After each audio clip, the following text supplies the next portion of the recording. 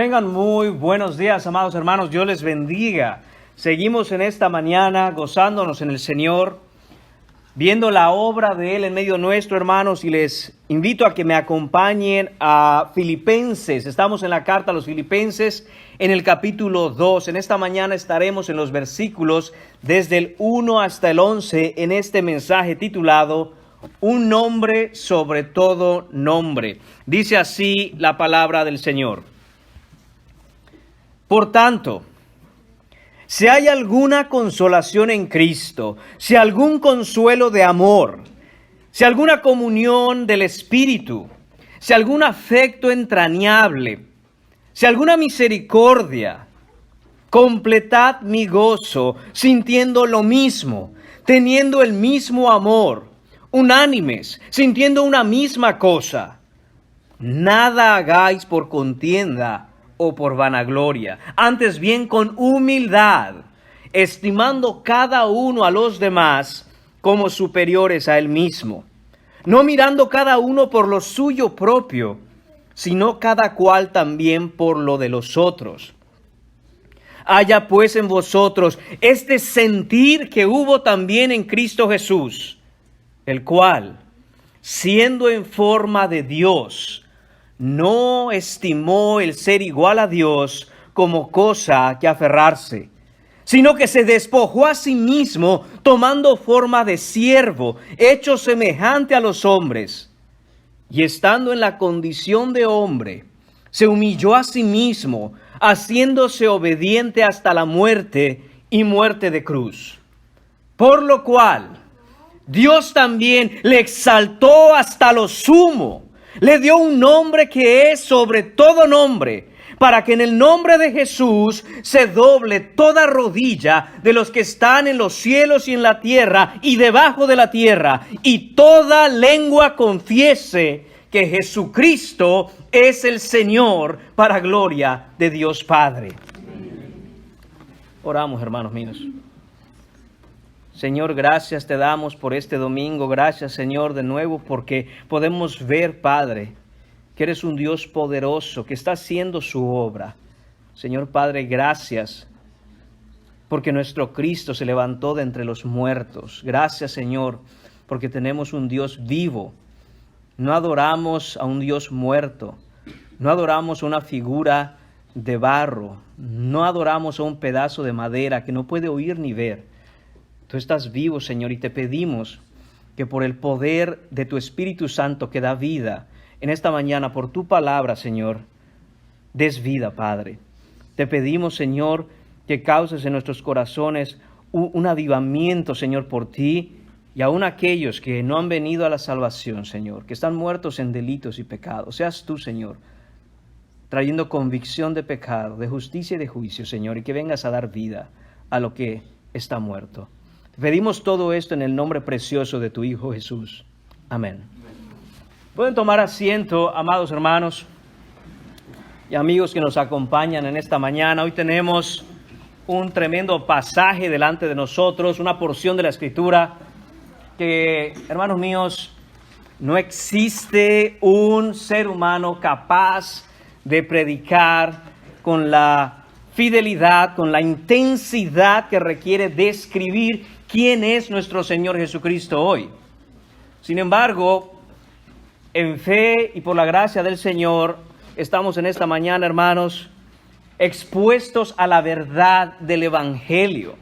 Pablo nos ha exhortado en el final del capítulo 1, en los versículos 27 a 30, a comportarnos, a vivir de acuerdo al Evangelio. Si usted está en esta mañana aquí por primera vez o no nos había visitado, estamos en la carta a los Filipenses, estamos predicando como el Señor ha mandado de manera expositiva y secuencial, versículo a versículo, de tal forma que el domingo pasado aprendimos esto en los versículos 27 a 30 del capítulo 1.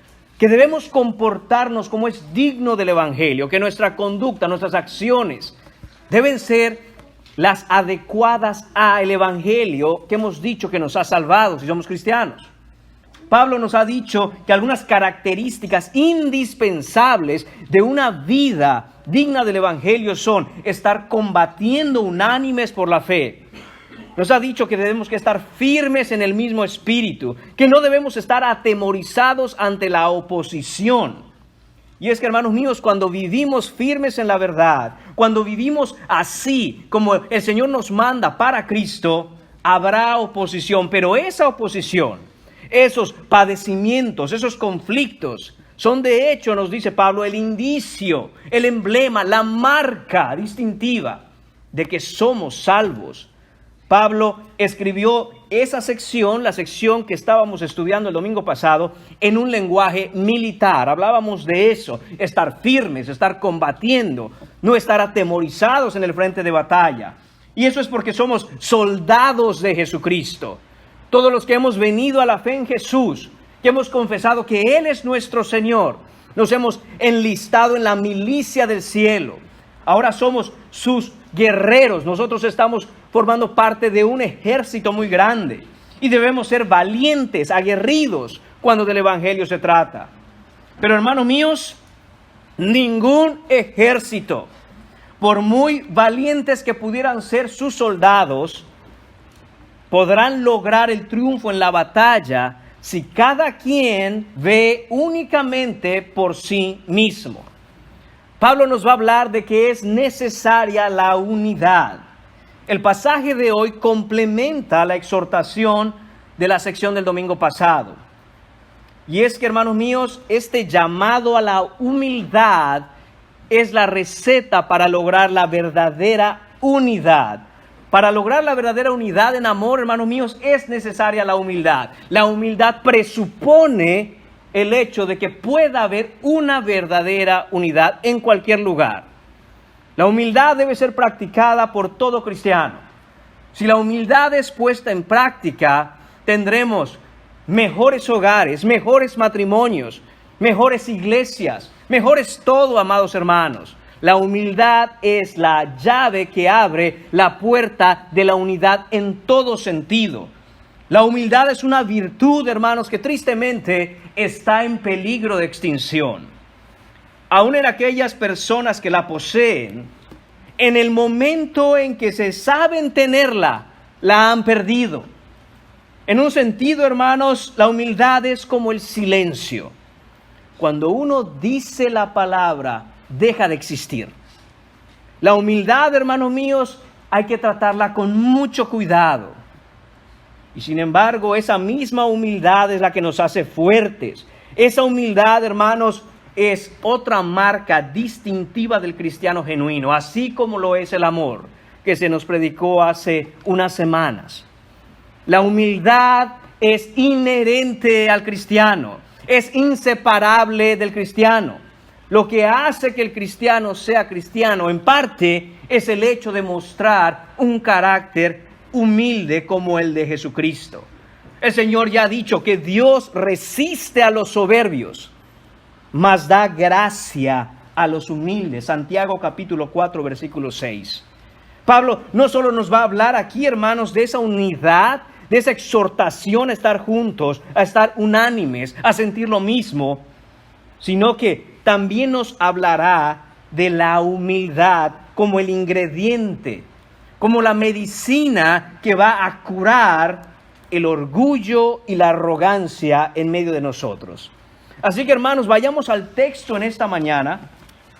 El punto número 1 de hoy se titula La exhortación a la humildad. Está en los versículos del 1 al 4.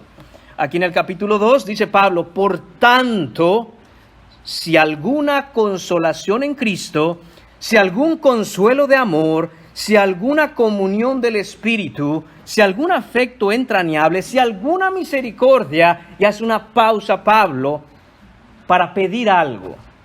Lo que podemos ver aquí, hermanos, es que Pablo utiliza la palabra sí. Si hay alguna consolación, si algún consuelo, si alguna comunión, y así continúa dando una serie de características.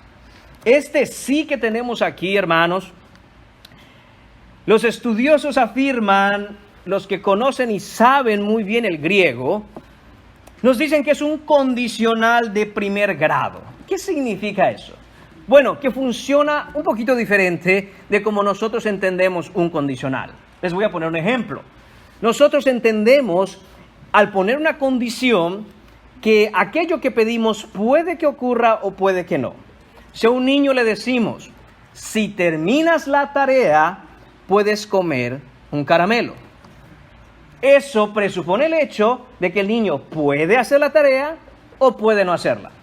Si la hace, entonces tendrá su recompensa, pero si no la hace, no la obtendrá. Bueno, hermanos, esta palabra en griego no funciona de la misma manera que nosotros utilizamos el condicional en español, sino que este condicional específico asume el hecho de que lo que se está diciendo es realidad en aquel que escucha. Quiere decir, hermanos, que Pablo está usando casi una figura de retórica aquí y no necesita confirmar o comprobar la respuesta. Y esto hablábamos el domingo pasado. Pablo sabe que está hablando con cristianos. Este mensaje, hermanos míos, va dirigido, recuerde, esta carta a hermanos cristianos, no solo hermanos cristianos, pero estos hermanos en Filipos eran una iglesia, una congregación sana, firme en el Señor, estaban preocupados por Pablo. Y lo que Pablo está diciendo aquí es, ya que hay consolación en Cristo. Otra manera de entenderlo es, si hay alguna consolación en Cristo, y la hay, está afirmando. Esa es la idea de este versículo 1 en el capítulo 2. Podríamos entender cada una de esas cosas como una verdadera afirmación acerca de la vida de los creyentes en Filipo. Entonces, dice Pablo, si hay alguna consolación en Cristo, y la hay. Si algún consuelo de amor en Cristo, y lo hay. Si alguna comunión del Espíritu, y es verdad esto en sus vidas, yo lo sé, dice Pablo. Si algún afecto entrañable, si alguna misericordia, y sí lo hay, dice Pablo. Esa es la manera en que debemos entender esta parte. ¿Qué cosas está diciendo Pablo aquí? Note las palabras, consolación, consuelo, comunión, afecto y misericordia. Recuerde, Pablo está escribiendo a cristianos. Pablo está diciendo primero, consolación en Cristo. Estar junto a, eso significa consolación aquí. Estar al lado de, a la par de. ¿Para qué? Para ayudar y confortar. Dice Pablo, ¿verdad que han tenido consolación en Cristo? ¿Verdad, hermanos, que Cristo ha estado a la par de ustedes ayudándolos? Y todo esto se está diciendo en el contexto de lo que Pablo había dicho con respecto a que vivir en Cristo, estar firmes en la palabra, combatir por el evangelio y no atemorizarse, iba a ser, sí o sí, hecho el blanco de ataques, oposición y conflicto. Pero en medio de eso, dice Pablo, pero ¿verdad, hermanos, que han tenido consolación en Cristo? ¿Verdad que Cristo les ha dado las fuerzas?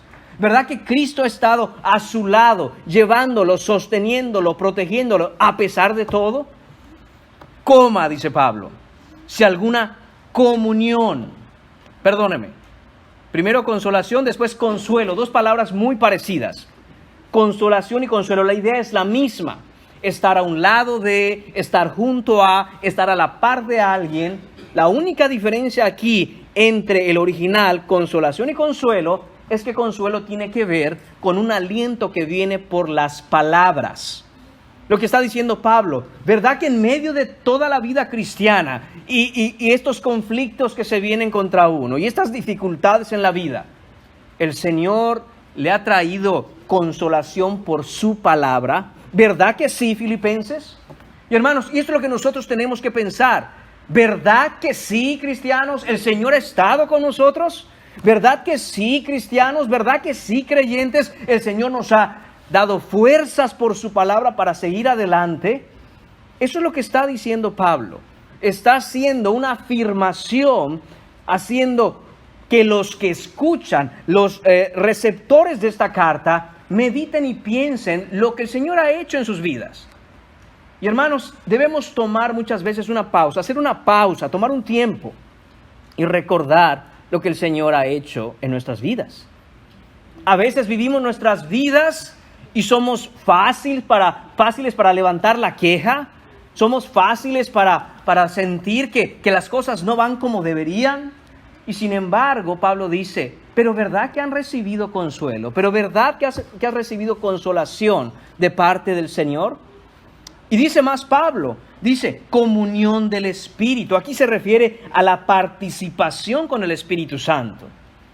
Si hemos venido a creer el Evangelio y lo hemos creído aquellos que somos cristianos, ahora el Espíritu Santo mora dentro de nosotros. Tenemos el Espíritu Santo completo. No tenemos una parte del Espíritu Santo. Tenemos todo lo que es el Espíritu Santo. Dicho de una manera más exacta, tenemos a la persona del Espíritu Santo morando dentro de nosotros. Y eso da una participación con otros creyentes. No solo eso, nos da un hambre por su palabra. Nos da un hambre por honrarlo. Nos da, hermanos míos, un amor por Cristo y una resistencia al pecado. Nos trae paz en medio de los conflictos. ¿Has experimentado esto alguna vez? En el momento en que sentías que hasta ahí llegaste, que ya no podías más, y sin embargo el Señor en su gracia te infundió fuerzas para continuar. Pablo está queriendo que estos cristianos en Filipos recuerden esas cosas. ¿Verdad que sí? Les dice. ¿Verdad que sí? ¿Verdad que hay participación del Espíritu Santo en tu vida? Además dice, afecto entrañable y misericordia. Estas dos palabras no son cosas diferentes. La Reina Valera utiliza una coma después de afecto entrañable. Sin embargo, la manera de traducirse más exacta al original es afecto y compasión. Ambas cosas. Lo que tenemos que entender aquí es gracia y misericordia. ¿Verdad, dice Pablo, queridos amados cristianos de Filipos, verdad que han recibido gracia? ¿Verdad que el Señor les ha otorgado todo aquello que ustedes no ganaron, pero que por los méritos de Cristo han sido el regalo de Dios para ustedes? ¿Verdad que han recibido misericordia, dice Pablo? ¿Y qué es misericordia? Así como la gracia es recibir un regalo por el cual nosotros no trabajamos ni nos merecemos, la misericordia es no ser tratados de la manera en que verdaderamente merecemos. En otras palabras, ¿verdad que la ira de Dios no ha caído sobre ustedes y no caerá porque no hay condenación para los que están en Cristo? ¿Verdad, cristianos? Dice Pablo. ¿Verdad que todo esto que he dicho es cierto? Si hay esto, y lo hay, entonces, ¿qué debemos hacer? Dice Pablo en el versículo 2, completad mi gozo. Completad mi gozo. Pablo ha hablado mucho del gozo, la manera en que él se está gozando aún en medio de su encarcelamiento, aún en medio de sus necesidades, sus conflictos, sus problemas. Pablo tiene los ojos puestos en Cristo Jesús y se goza. Pero dice, hay algo que añadiría gozo a mi gozo. ¿Y qué es eso? Dice Pablo en el versículo 2, que ustedes, filipenses, sientan lo mismo, tengan el mismo amor, que estén unánimes, que estén sintiendo una misma cosa. Y el argumento que hace Pablo es, si ustedes, y ustedes lo han recibido, todo esto que hemos hablado en el versículo 1, entonces ustedes deben estar siempre sintiendo lo mismo. ¿A qué se refiere lo mismo? A lo que hemos hablado, al amor que Dios les ha dado, a la gracia que han recibido, a la misericordia que ustedes han sido, de la cual ustedes han sido receptores. Entonces, ¿cuál es el problema? Debería haber entonces una unidad, un mismo amor. Deberían sentir la misma cosa. Esta palabra sentir la misma cosa tiene que ver con la manera en que pensamos en lo mismo. Cuando se refiere a lo que nosotros hacemos por el Señor y para el Señor, la manera en que vivimos, todo debe estar enfocado a pensar en la gloria de Cristo Jesús. Todo debe estar enfocado en cómo hacer avanzar el Evangelio, que otros escuchen las buenas nuevas, que nos edifiquemos entre hermanos, que estemos constantemente viendo cómo nos dirigimos juntos, unánimes, hacia el mismo destino. Hermanos míos, es muy fácil querer estar solo. ¿Y por qué es eso? Porque solo uno no tiene problemas con nadie más. Y muchas veces eso es lo que pensamos. Decimos, no, mire, yo voy a llegar a la iglesia, yo voy a ser cristiano, pero a los demás hermanos a una distancia prudente para no entrar en conflicto. Hermanos, pero la Biblia no nos manda a hacer eso. Nos manda a estar siempre juntos, unánimes, en el mismo sentir, combatiendo juntos.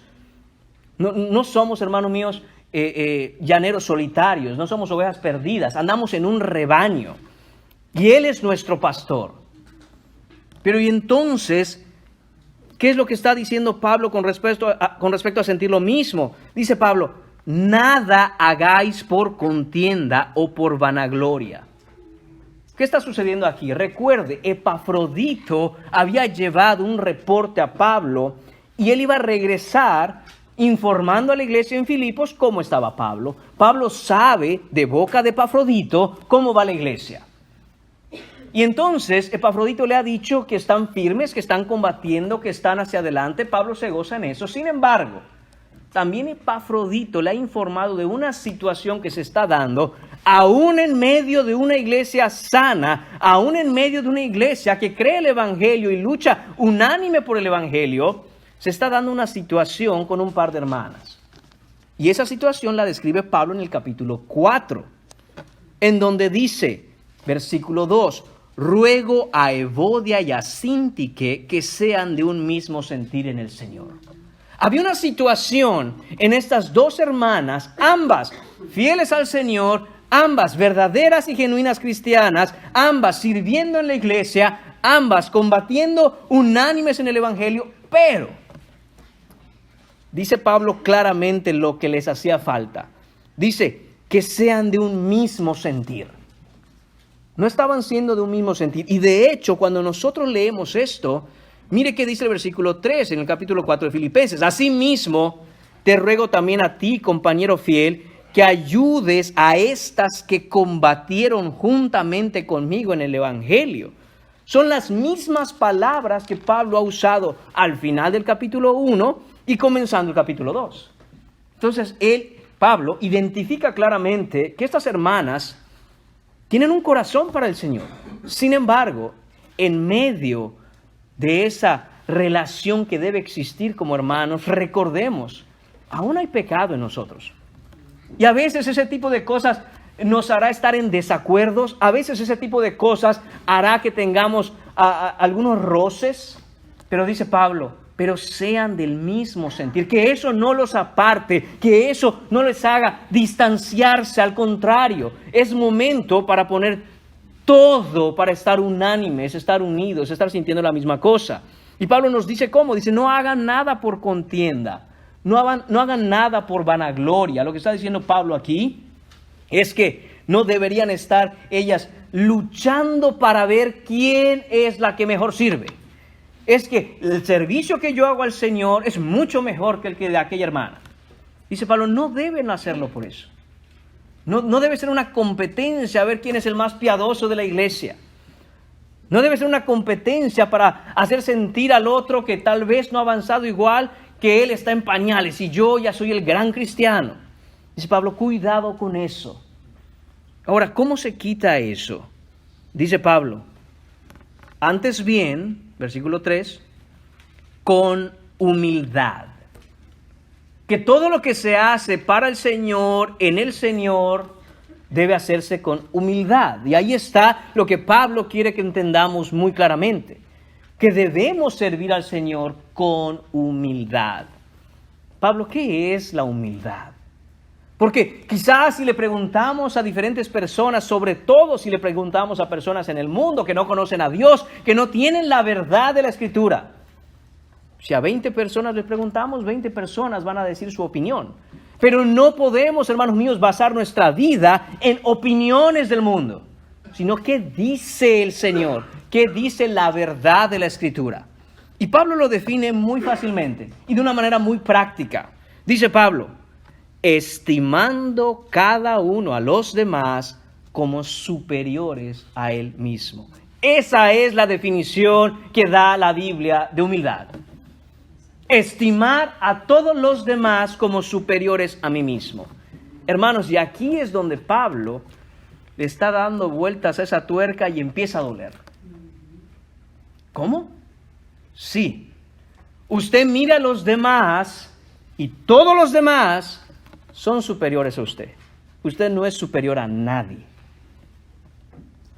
Y aunque, hermanos míos, deberíamos estar gozosos gritando amén y amén, nuestra carne dice, espérate, ¿cómo así?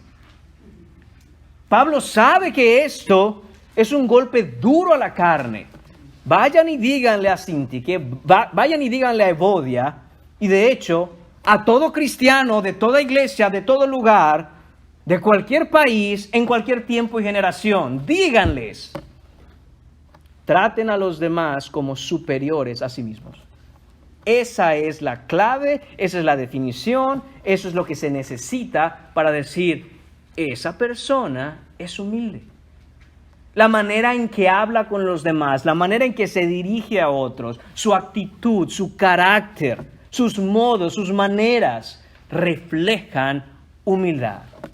Pablo, de hecho, aquí está haciendo un contraste muy marcado. Note cómo dice, contienda y vanagloria. Y después dice, humildad, estimando cada uno a los demás como superiores. Pero la definición de Pablo no termina ahí. Da otras cosas prácticas Pablo también. Dice también, no mirando cada uno por lo suyo propio, sino cada cual también por lo de los otros. Otro componente básico y clave para una persona que está practicando humildad. Hermanos, no hay nada de malo en mirar y cuidar por uno mismo. Ese no es el punto de Pablo. Pablo no está diciendo descuídese. Está diciendo, la clave aquí está en, sino cada cual también. No solo veo por mí, por mi casa, por mi familia, que el Señor nos manda a que debemos estar al pendientes de aquella familia que Dios nos dio a cuidar, pero dice Pablo, también por la de los otros. Hermanos, cuando esto empieza a darse, cuando la humildad empieza a ser parte de nuestra vida cotidiana, cuando desarrollamos ese actuar, ese sentir, ese carácter y esa actitud de humildad, todo empieza a mejorar. Todo empieza a mejorar, las relaciones empiezan a cambiar. ¿Cuántas consultas y cuánta consejería, sobre todo matrimonial, desaparecería, si simplemente tanto el esposo como la esposa en Cristo decidieran vivir más humildemente, más imitando al Señor? Y de hecho Pablo va a llegar a ese punto. Aquí Pablo está dando una exhortación. Pablo nos está mandando. Y es Dios a través de Pablo quien nos dice y nos habla. Humildad, cristianos. Humildad es lo que hace falta. Debemos conocer la Escritura. Amén. Debemos servir en la iglesia. Amén. Debemos llevar el Evangelio a otros. Amén. Debemos ser activos en nuestro vivir diario para el Señor. Amén. Pero dice Pablo, pero sin humildad estamos en un problema. Porque vamos a acabar como Evodia y Sintique, que estando en una iglesia sana, que siendo mujeres con un corazón para el Señor, combatiendo, dice Pablo, por el Evangelio, pero no soy capaz de relacionarme de una manera correcta con quien tengo al lado mío. Dice Pablo, humildad es la clave. Humildad es la clave. Pablo quiere que entendamos cómo la humildad va conectada con el carácter mismo de Jesucristo. Y que si ahora por la fe hemos venido al Señor y Cristo vive en nosotros, debe haber humildad. Deben haber frutos de humildad.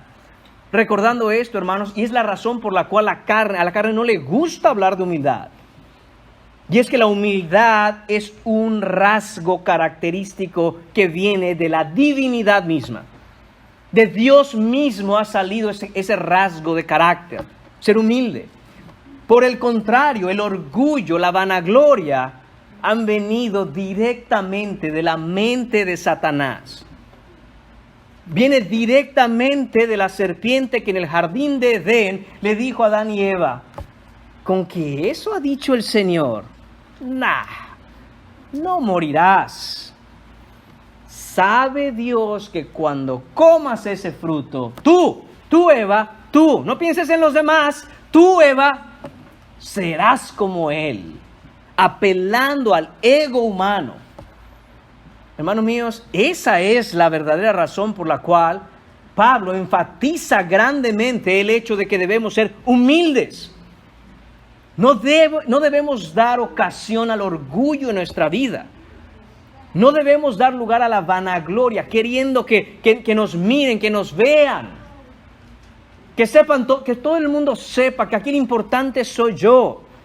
O lo que está muy de moda, la ideología que maneja este mundo hoy es, tal vez no seas el más importante. Pero ¿sabes qué? Aquí la víctima eres tú. Esta es otra manera, hermanos míos, de ser egoísta. Esa es otra manera de vanagloriarse. Es que lo que me han hecho a mí. Es que me miraron así. Es que aquí. Hermanos, cuidado, dice Pablo, con ese tipo de arrogancia. Eche fuera de su vida todo aquello que esté conectado al orgullo y la vanagloria, al egoísmo, y sea humilde. ¿Cómo, Pablo? ¿Cómo hacemos esto? Porque es fácil decir que hemos sido receptores de la gracia y la misericordia de Dios y que por tanto debemos ser humildes. Pero ¿cómo? Y aquí es donde el punto número 2, hermanos, Pablo empieza a dar esa prescripción como una medicina para ser humildes. Primero, él empieza a hablar del ejemplo de humildad en los versículos 5 a 8 y dice así el Señor: haya pues en vosotros este sentir que hubo también en Cristo Jesús. ¿Usted quiere aprender humildad? ¿Usted quiere saber lo que es ser humilde? Mire a Jesucristo. Él es la humildad encarnada. Este mundo no sabe ni tiene idea de lo que es la humildad. Ni en sus más locos sueños un hombre ha pensado en cómo ser verdaderamente humilde. Dice Pablo, pero para eso tenemos a Jesucristo. Dice Jesús que nadie ha conocido y ha visto al Padre, pero que Él lo ha dado a conocer. Y una de las cosas que vamos a ver es precisamente que Cristo encarna lo que es la humildad, porque de nuevo, la humildad es un rasgo característico de Dios mismo. Mientras más humildes somos, más nos parecemos a Dios. Y si somos sus hijos, y verdad que somos sus hijos los que hemos creído el Evangelio, entonces debemos desarrollar ese rasgo que el Padre Celestial tiene. Humildad. Pablo dirige estas palabras a cada miembro en la iglesia de los filipenses. Y también dirige esta exhortación y esta orden a cada miembro de esta iglesia, a cada cristiano que existe. Miren a Jesucristo, que Él es el modelo perfecto. Haya pues en vosotros. Si usted está aquí sentado y es cristiano, esto es lo que el Señor le está diciendo hoy. Si tú estás sentado aquí y eres cristiano, y mientras estás escuchando hablar de la humildad y ser humildes y practicar la humildad, y estás pensando en aquel hermano, y estás pensando en aquella hermana, ojalá que fulanita esté escuchando esto, prueba de tu orgullo. Prueba de que esto es para ti. Porque no es para que estemos mirando, es para mí. Desde mi persona aquí arriba predicando, hasta el recién convertido, hay que trabajar en nuestra humildad. Esto es para nosotros. Este sentir se refiere a lo que se ha mencionado en los versículos 2 a 4. Todo eso se resume en humildad. Tener esta actitud, esta mentalidad de ser humildes. ¿Qué es en realidad, hermanos, en última instancia, la humildad? Obviamente, como Pablo ya ha dicho, en sentido práctico, es considerar a los demás, estimar a los demás en amor como superiores. Pero en última instancia, ¿qué es esto en verdad? Hermanos míos, esta es la correcta perspectiva de la vida cristiana. Es abrir los ojos y mirar con claridad quién es Dios, quién es Cristo y quién soy yo. Cuando vamos a la Biblia y somos informados por la verdad, entendemos, ya sé quién soy, porque ya sé quién es Cristo. Y Pablo lo que nos dice aquí es que el desarrollo de un corazón humilde comienza con el entendimiento y la manera en que pensamos. La manera en que pensamos, más específicamente hablando, en que pensamos y creemos acerca de Jesús, acerca de nosotros mismos y acerca de aquellos que nos rodean. Un corazón orgulloso, un corazón con falta de humildad, una persona con un carácter al que le hace mucha falta el Evangelio y Cristo, es así porque no ha entendido por la verdad quién es Jesús, quién es Él y quiénes son los que le rodean. Y hermanos míos, comienza con el pensar, con la manera en que razonamos y conocemos. ¿Por qué razón? Proverbios 23:7 nos dice, porque cuál es su pensamiento en su corazón, tal es él. Esto está hablando de un hombre. Y dice, ¿sabe por qué tal o cual persona es como es? Por lo que tiene aquí en la mente. Por la manera en que piensa acerca de las cosas, la manera en que entiende quién es él. Si tú crees que eres el último tesoro por encontrar, obviamente vas a pensar que todos deben servirte. Si tú te crees que eres el número uno, obviamente verás a los demás como menores a ti y por lo tanto se te deben someter y sujetar. Aquí a quien hay que servir es a ti.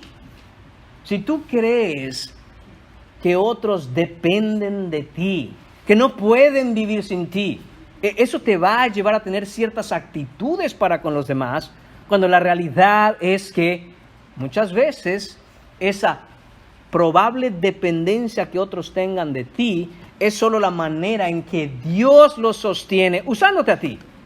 Pero no eres tú. No eres tú, sino que la última dependencia es de Jesucristo mismo. Hermanos míos, está como aquel cuento. Esto no es Biblia, hermanos, les aclaro, esto es cuento, pero para expresar un punto. Está como el cuento en donde aquel burrito llega a su casa y dice, mamá, hoy tuve un día que no te vas a creer. Entré a una ciudad grandísima y todos aplaudían y clamaban y gritaban. ¡Wow! ¡Qué importante me sentí! Y le dice la mamá, hijito, no eras tú. Es que Cristo estaba sobre ti. Tú eres un burro. Hermanos míos, y muchas veces nos hace falta esa dosis de realidad. No eres tú, es que Cristo mora en ti. Es que Cristo hará ciertas cosas a través de ti, incluidas las cosas que el Señor en su gracia general pudiera hacer a través de un hombre, una mujer inconverso. Pero la gloria no es para ti. Entonces no seamos burros, hermanos, con todo respeto. Tengamos la correcta perspectiva de que la gloria es de Cristo y para Cristo, y fuera de Él nadie tiene gloria. Dios no comparte su gloria con absolutamente nadie. Es solo del Señor. Pablo nos dice, hermanos míos, que ese carácter de humildad no debe estar en dependencia o en función de las circunstancias, no debe estar en dependencia o función de las situaciones, no debe cambiar según las emociones o el estado de ánimo con que hoy te despertaste, sino que debe estar en función y conectado a quién es Jesucristo. Vemos, hermanos míos, cómo el Señor, a través de Pablo, nos va a hablar de ese ejemplo, de ese modelo. Y dice el versículo 6, Cristo, el cual, siendo en forma de Dios, no estimó el ser igual a Dios como cosa a que aferrarse, sino que se despojó a sí mismo, tomando forma de siervo, hecho semejante a los hombres, y estando en la condición de hombre, se humilló a sí mismo, haciéndose obediente hasta la muerte y muerte de cruz. Esto es humildad, hermanos. Note cómo empieza el versículo 6, el cual siendo en forma de Dios. Note cómo termina el versículo 8, obediente hasta la muerte y muerte de cruz. Esto es una humillación, esto es una humildad como nunca jamás antes se ha visto en la tierra y nunca más se verá. Desde la gloria hasta el Gólgota. Esa fue la humillación de Jesucristo. Esa fue su encarnación. Y hermanos, la palabra humillación muchas veces la relacionamos con cosas que no debiéramos. La humillación es simple y sencillamente, en términos bíblicos, hacerse humilde. Hacerse humilde. Pero note cómo la humildad es tan antagónica a la naturaleza humana. Está tan en contra de la carne humana que escuchamos humillación y decimos, no, eso nunca. A mí nadie me va a humillar, ni a mí ni a los míos. Pero el Señor se humilló. Jesucristo, siendo Dios, se humilló. Y hermanos, vean cómo el Señor empieza a describir a través de Pablo en estos versículos cómo fue cada vez más abajo y más abajo y más abajo y más abajo, estando Él en forma de Dios, porque Jesucristo es Dios, la segunda persona de la Trinidad, igual al Padre en absolutamente todo. ¿Él qué hace? Él no estimó su gloria, es decir, Él no se abrazó de ella, la soltó, la dejó ir. Todos los atributos de la persona de Dios no fueron una cosa que Jesús tomó para Él y dijo, yo no voy a dejar mis atributos, por el contrario, abrió la mano y voluntariamente se hizo un hombre. Verdadero hombre, nunca dejando de ser Dios, pero voluntariamente, de manera momentánea, Él a voluntad no quiso ejercer o dejó de ejercer algunos atributos de su naturaleza divina. Como por ejemplo, Dios es el Todopoderoso y sin embargo Jesús se cansaba. La omnipresencia de Dios, Dios está en todas partes y Jesús es Dios, pero en su encarnación, en su humillación, Él tenía que desplazarse y caminar, no estaba en dos lugares al mismo tiempo. Hermanos míos, eso fue la humillación de Jesús. No solo se hizo hombre, no solo se despojó, sino que se hizo como el más bajo de los hombres. Él podía haber encarnado, hermanos míos, en un gran rey en esta tierra, y aún así Él estaría siendo humillado. Porque los reyes de la tierra, con toda su gloria, no se comparan con la gloria que Él tiene en el cielo. Sin embargo, no se encarnó en un rey poderoso aquí en la tierra. Dice la Escritura, se hizo en forma de siervo. Un verdadero siervo. Note cómo la misma expresión que se utiliza en el versículo 6 en forma de Dios, se utiliza también en el versículo 7 para decir en forma de siervo. Era tan cierto que Jesús, y es tan cierto que Jesús es Dios como que Él es hombre. Y no un hombre como otros hombres, sino un siervo, un esclavo. Pero hermanos, no solo un esclavo. El grado más bajo de esclavitud. ¿Por qué? Porque en forma de siervo, en su lugar como esclavo, fue obediente al Padre hasta la muerte. Una cosa, hermanos, es ser esclavo de un señor y que ese señor nos mande a hacer diferentes cosas y lo obedezcamos. Otra cosa es que nos mande ser obediente a subir a una cruz. Y eso fue lo que Dios Padre le pidió a su Hijo. Y Él, en obediencia perfecta, Él fue a morir la muerte de cruz. Eso es humillarse, hermanos. Él obedeció de manera perfecta a su Padre. Él fue verdadero hombre, como tú y como yo, pero sin pecado. Pero no tuvo ningún beneficio por su obediencia. Muy por el contrario, la iniquidad de todos nosotros fue cargada sobre Él y murió en esa cruz. Y murió en esa cruz. Hermanos míos, dice Pablo, tengan ustedes, cristianos, el mismo sentir que tuvo Cristo, porque Él fue a esa cruz en lugar de aquellos que ponen su fe en Él. Y no puedo perder la oportunidad, amados hermanos y amigos que están aquí en esta mañana. Si tú no has venido a creer en Cristo, mira quién es Jesucristo. No son cuentos lo que vemos en la Biblia. Puede ser que estés aquí sentado y toda la Biblia te parezca un cuento humano. Déjame decirte una cosa, estás completa y totalmente equivocado. Toda la Biblia es verdad de principio a fin. Y cuando Jesús inspiró por el poder de su Espíritu Santo, la verdad que vemos aquí nos está diciendo, Él que estaba en gloria se humanó, se hizo carne para pagar por los pecados de aquellos que han vivido una vida transgrediendo todas las leyes de Dios, Si estás aquí sentado sin Cristo y crees que eres bueno, basta pasar 5 minutos hablando de los mandamientos y te darás cuenta que tú has roto absolutamente todos. ¿Cómo puede el hombre justificarse delante de Dios? ¿Cómo puede el hombre ser perdonado por sus pecados? ¿Qué vas a hacer el día que tengas a Jesucristo, el Rey de Gloria, delante de ti y esté listo para hacer cuentas contigo? La Biblia dice, solo por la fe en Cristo Jesús, solo siendo humildes. Dios no echa fuera un corazón contrito, arrepentido, en humillación. No lo echa fuera, lo recibe, lo sana, le perdona, le da salvación. Y ese es el llamado para todos hoy. Venir a Cristo en arrepentimiento y fe. Sin embargo, el pasaje no acaba ahí, hermanos. Pablo continúa hablando, continúa diciendo, ven el modelo, ven el ejemplo, ven quién es Cristo Jesús y cómo debemos tener esa misma humildad que Él tuvo. Bueno, Pablo, me queda un poco más claro que para ser humilde debo imitar a Cristo. Pablo, pero ¿cómo? ¿Cómo puedo yo tener ese mismo sentir que hubo en Cristo cuando veo que Él, siendo verdadero Dios, se humilló? ¿Cómo puedo yo hacerlo?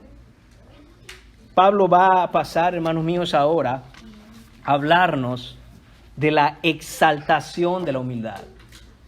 Hemos visto esa exhortación a la humildad, hemos visto también ese ejemplo de humildad, ahora veremos la exaltación de la humildad. Por lo cual, dice Pablo, hablando de la humillación de Cristo, siempre que usted vea en la Biblia un por lo cual, usted tiene que saber por lo cual está ahí.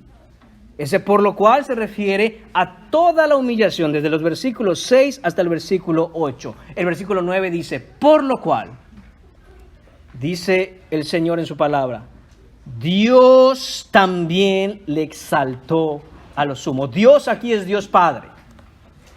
Dios aquí es Dios el Padre. Dice, le exaltó hasta lo sumo. No solo le exaltó, dice hasta lo sumo, dice esa expresión en español. Esto es al más alto grado. Esto es hasta lo máximo. A un grado altísimo, insuperable, inigualable, incomparable, inalcanzable, a un grado extraordinario, a un grado que la mente humana es incapaz de concebir. De tal forma que Pablo simplemente escribe hasta lo sumo. Nadie está por encima de él. Esa es la exaltación de Cristo. El universo y toda la creación fue puesto como el estrado de los pies del hermoso Jesucristo. Todo está bajo sus pies. Absolutamente todo. ¿Por qué Pablo va a empezar a hablar de esta exaltación? Como he dicho ya, está la exhortación a la humildad, está el ejemplo de humildad, pero ahora Pablo está hablando de esa exaltación porque cuando vemos a Jesús como Él es en realidad, hoy, en este momento, mientras estamos aquí sentados, mientras estamos escuchando su palabra, cuando vemos por la Escritura ¿dónde está Jesús y quién es Jesús? La respuesta natural de un cristiano es postrarse en adoración. ¿Y dónde queda la jactancia? ¿Y dónde queda la arrogancia? ¿Y dónde queda el egoísmo cuando vemos al Rey de Gloria que tenemos? Eso es lo que quiere hacer Pablo, exponer a los filipenses a la verdad de quién es Cristo, de tal manera que cuando ellos lean la carta, caiga sobre ellos el peso de la gloria de Jesucristo y digan, nos postramos todos ante Él, porque delante de Él no somos nada. Esa es la correcta perspectiva del cristiano. Jesucristo lo es todo, yo no soy nada. La gloria sea para Él. Imagínense a Síntique y Evodia pensando que son alguien, que son algo, y son expuestas a las gloriosas palabras de la Escritura, y ven quién es Cristo. Vergüenza, hermanos, creo que sentimos cuando nos damos cuenta que tenemos en nosotros quizá por ahí alguna raíz o algo que quiera exaltar nuestro ego.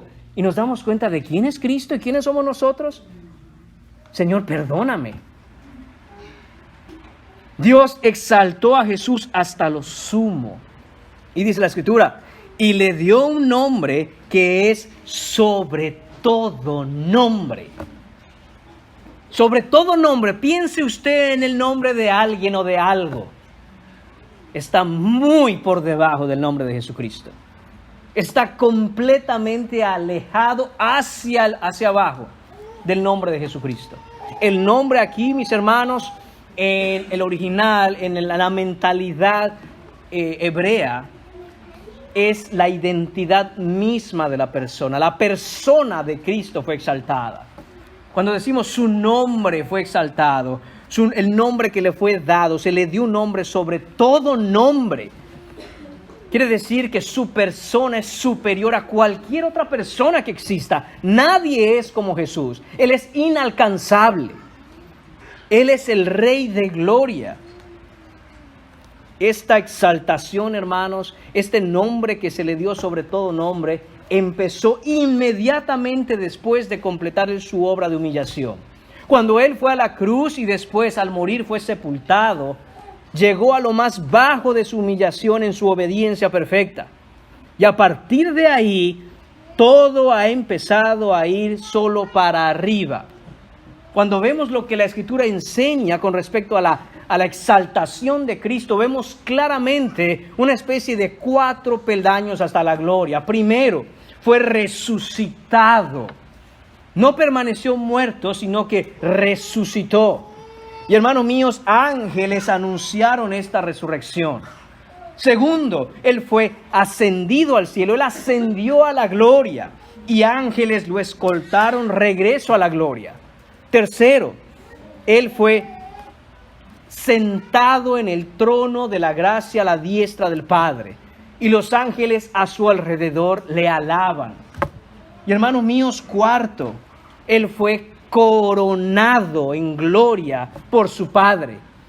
Hermanos míos, y todos los ángeles del cielo se postran ante su majestad. Nada puede haber superior a Jesucristo. De hecho, hermanos míos, en Efesios capítulo 1, vemos cómo Pablo también había escrito esto o escribiría esto a la iglesia en Efesios, en Éfeso.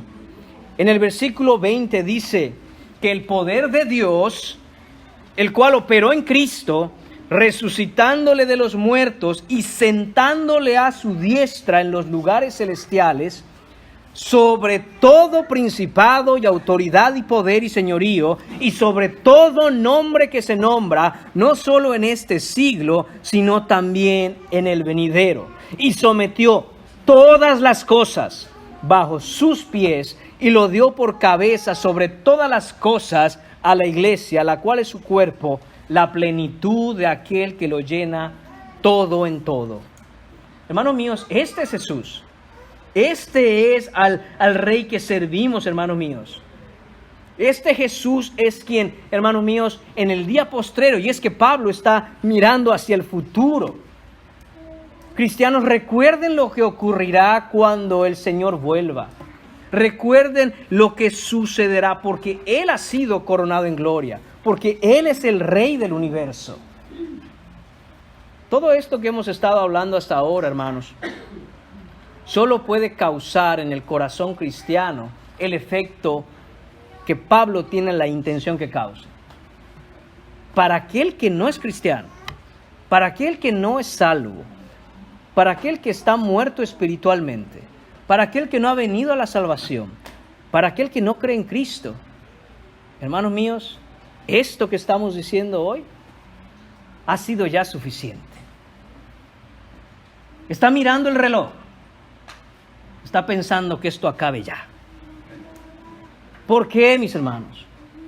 Porque la Escritura es clara cuando dice que estas cosas son una enemistad contra el hombre natural.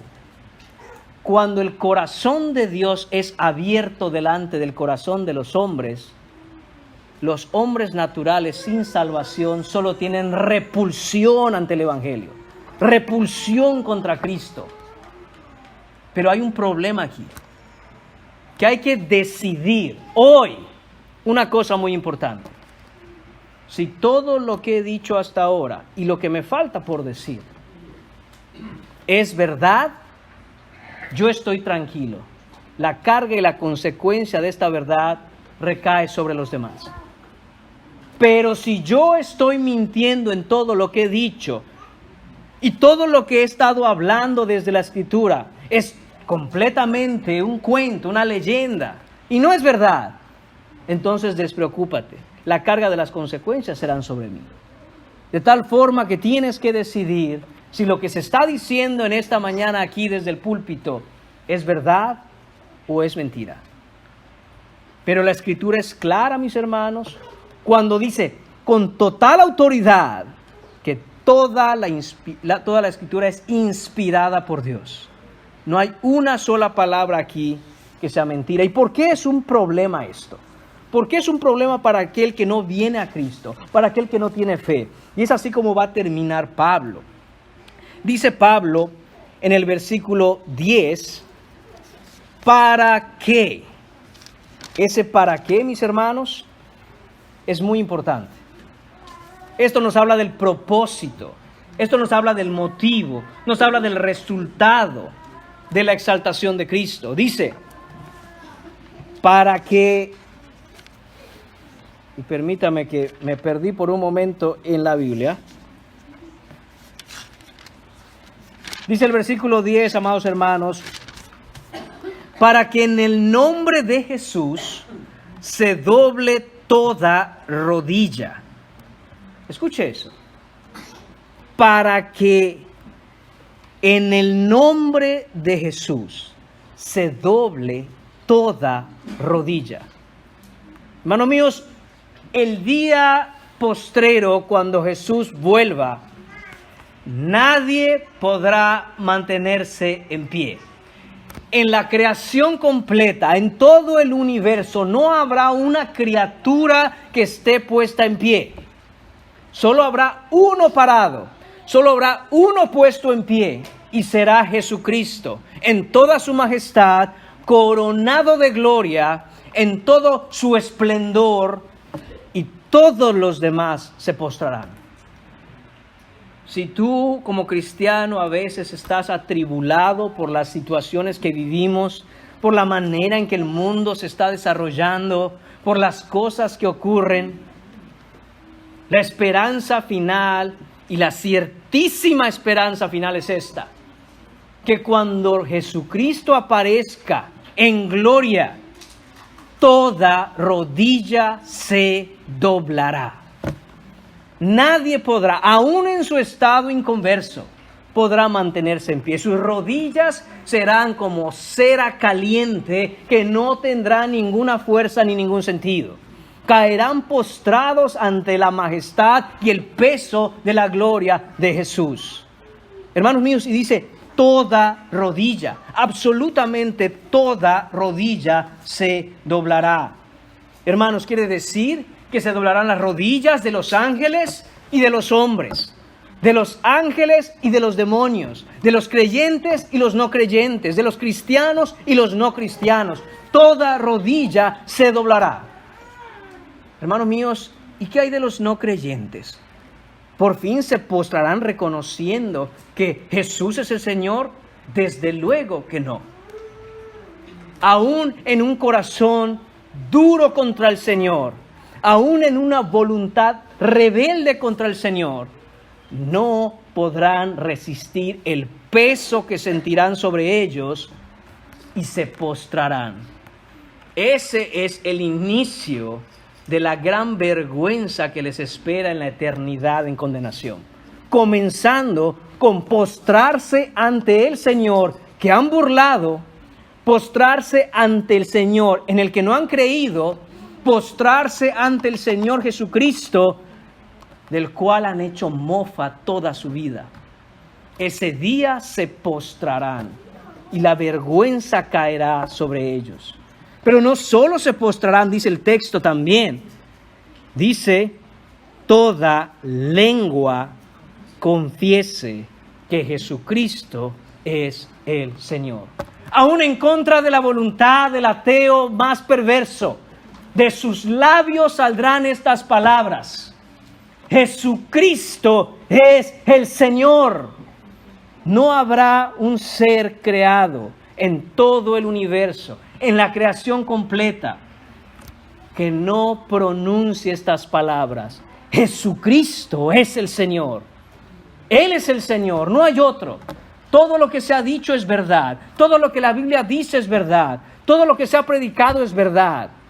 Y todo aquel, aún como dije, en su rebeldía contra el Señor, le mirará y aterrorizado dirá: Jesucristo es el Señor. Mientras que los cristianos gozosamente nos postraremos a adorar a Cristo, a estar contentos en nuestro corazón y regocijarnos que el día de la redención final ha llegado. Se acabó la lucha, se acabó la batalla. Nuestro Dios y Rey está con nosotros, ya ha venido por su pueblo para por siempre estar juntos. No así para el inconverso, que tendrá terror, un terror que no tiene descripción, hermanos, porque mirará frente a frente el rostro del Cordero que fue inmolado. Y querrán huir y no podrán, porque estarán postrados delante de Él. Hermanos, esta es la realidad que está hablando Pablo. Y Pablo quiere de nuevo decir, ¿cuál es el punto con jactarse de algo? ¿Cuál es el punto con creer en un orgullo humano que somos algo? Miremos a Jesucristo, miremos su ejemplo y veamos quién es Él, y que nuestros corazones sean molidos por el peso de su hermosa gloria, de tal forma que humillación digamos: Señor, gracias por haberme salvado. Y perdóname cada vez que miro a otros y pienso: yo soy mejor que él, yo soy mejor que ella. No, el único que es bueno es uno y se llama Jesucristo. Señor, perdóname cuando me miro y tengo un más alto concepto de mí que el que debiera yo tener. Soy solo un pecador redimido por tu gracia. Ayúdame, Señor. Ayúdame para una sola cosa. Y con esto termino y termina Pablo aquí. Para que la gloria sea de Dios Padre. Para que la gloria sea del Señor. Toda la exaltación de Cristo es para la gloria de Dios Padre. No hay un conflicto ni un pleito en la Trinidad. Cuando el Hijo es exaltado, la gloria es para el Padre. Y Él se goza en que su Hijo sea exaltado. Él se goza en que nosotros nos postremos ante Jesucristo. El que tiene al Hijo, tiene al Padre. El que no tiene al Hijo, no tiene al Padre. Hermanos míos, esto es lo que Pablo está diciendo. ¿Cómo podríamos resumir entonces todo esto, hermanos? De la siguiente manera. Ya que hemos sido receptores de la gracia y misericordia de Dios en Cristo y la hemos recibido, si verdaderamente hemos puesto nuestra fe en Él, debe haber una unidad siempre entre nosotros. Y esa unidad solo puede darse en una verdadera humildad, siendo humildes, no siendo egoístas. ¿Cómo aprenderemos esto? Mirando el modelo perfecto, Jesús el Señor, que se humilló a sí mismo. ¿Y cómo podemos realmente empezar a vivir así? Hermanos, cuando vemos, según los versículos 9 a 11, ¿quién es nuestro adorado Jesucristo? ¿Dónde está Él como Rey de gloria? El Señor de señores, el Rey de reyes. Que vengamos, hermanos míos, cada día a crecer más en el conocimiento de Él, para que nuestros corazones tengan la correcta perspectiva de quiénes somos. Y si tú no has venido a poner tu fe en Jesucristo, ¿por qué no hoy? ¿Por qué no ahora? ¿Por qué esperar más? ¿Por qué pensar que estas cosas son cuentos cuando tú tienes señalado y marcado el día en que morirás? Y ese día se acerca y tú no sabes cuándo, pero Cristo está vivo y vivirá por siempre. Y cuando tú no estés, Cristo seguirá vivo. La palabra permanecerá, el cielo y la tierra pasarán y su palabra no pasará. Pero tú pasarás si no estás en Cristo. Ven en el arrepentimiento hoy a Jesús, deja tu pecado atrás, deja tu vida pasada atrás y ven a entregar todo tu ser a Jesús, porque todo aquel que en Él cree no se pierde, mas tiene vida eterna. Oremos, hermanos. Señor y Padre, te damos las gracias, Señor Jesucristo, te damos las gracias primeramente porque nos has salvado. Hemos sido receptores de esa gracia, de esa misericordia. Señor, perdónanos cuando en nuestro corazón hemos desarrollado actitudes, Señor, hábitos arrogantes, egoístas. Señor, haznos humildes, Padre. Haznos humildes, que podamos ver a tu Hijo Jesucristo en humildad. Señor, enséñanos a ver a Jesucristo por quien es realmente, que está coronado en gloria hoy sentado a tu diestra, con todo poder en el cielo y en la tierra, con toda autoridad sobre la creación. Padre mío, y que nosotros no somos sino pecadores redimidos por su gracia. Ayúdanos, Señor, a poder servirte en humildad, a poder estar unidos en humildad, a poder echar de nosotros todo egoísmo, toda arrogancia y toda vanagloria, Señor, que no son propios de cristianos, que no son propios de hijos tuyos. Padre, te pedimos esto, de ninguna manera pensando que lo merecemos, sino, Señor, porque lo necesitamos. Y en el nombre de Jesús y por sus méritos te lo pedimos. Amén.